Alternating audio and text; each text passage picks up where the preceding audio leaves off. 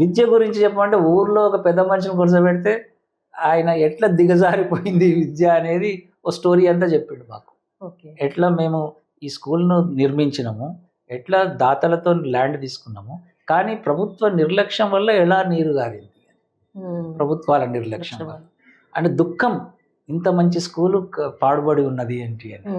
Compound walls లేవు, and అక్కడ దావతులు అవుతుంటాయి, సండే నాడు తాగుతుంటారు.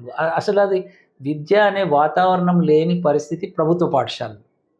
ప్రైవేట్ పాఠశాలల్లో అందుకోసం ప్రైవేట్ వైపు మొగ్గిండ్రు జనాలు. ఇప్పుడు ఒకటేమో ఎర్లీ చైల్డ్హుడ్, రెండోది పిల్లలందరూ కూడా ప్రైవేట్కి పోవడం మొదలు పెడితే చాలా భారం, ఆర్థిక భారం. జూన్ వచ్చిందంటే తగాదాలు ఇళ్ళల్లో, ఇవి పుస్తలు ఇవి తాకట్టు పెట్టి భర్తలు భార్యల పంచాయతీలు. ఇక చాలు చదువు నేను బంద్ చేస్తా అని భర్త టెన్షన్, ఆమె తల్లి చాటుగా అమ్మి ఫీజులు కట్టిన సందర్భాలు చూసినాం. ఇంత దుఃఖం ఎందుకు ఉండాలి, ప్రభుత్వం కదా చూడాలి. అది కాంక్రీట్గా ఈ విద్యా కమిషన్ రిపోర్ట్ ఎవరైనా పూర్తిగా చదివితే వీటికి సమాధానాలే విద్యా commission report. Okay okay. Major commission సూచించినటువంటి సూచనలు ఏంటి? ఇక మేజర్గా ఒక 7 సూచనలు మనం డిస్కస్ చేసినాం. మొదటిది నేను అన్నట్టుగా పూర్వ ప్రాథమిక విద్య. దీని వల్లనే అన్ని ప్రపంచంలో అన్ని అధ్యయనాలు చెప్తుంది ఏంటంటే 3 to 6 years ఆ మేధస్సు పెరిగే క్రమము ఆ ఏజ్ గ్రూప్ కాబట్టి అప్పుడు ఆ పాపలకు ఆ పిల్లలకు ఒక మంచి వాతావరణంలో, చదువు కాదు మంచి వాతావరణంలో వాళ్ళను ఆడుకోనిచ్చి ఆలోచింపనిచ్చి చిన్న చిన్న గేమ్స్ ఆడిపించి ఎర్లీ చైల్డ్హుడ్ ఎడ్యుకేషన్ అంటారు దాన్ని. ఆ ఎడ్యుకేషన్ ఉండాలనేది ప్రధానమైన డిమాండ్. ఇది తరతరాలుగా ఈ స్వాతంత్రం వచ్చినప్పటి నుంచి నడుస్తున్న డిమాండ్ ఇది.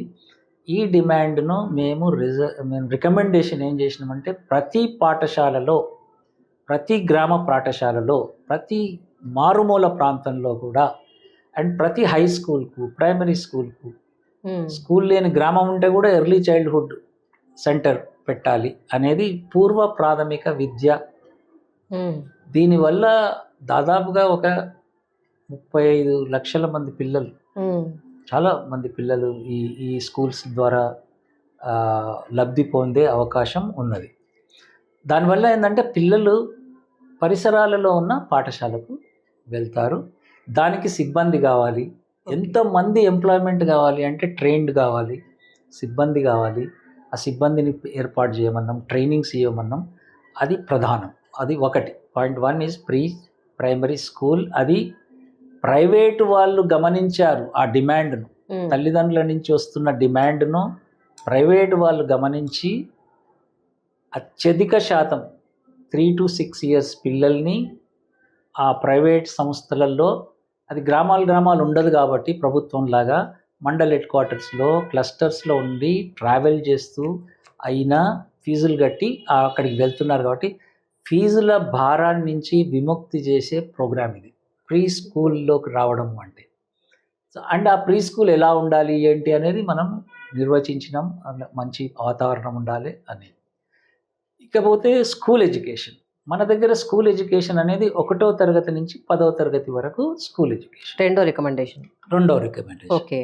ఈ స్కూల్ ఎడ్యుకేషన్లో కూడా ప్రాబ్లం ఏంటంటే ప్రైమరీ స్కూళ్ళు విచ్చలవిడిగా ఉన్నాయి కానీ వాటికి ఒక నియమ నిబంధనలు లేవు, ఒక నిర్మాణాత్మకమైన ఒక పాలసీ లేదు.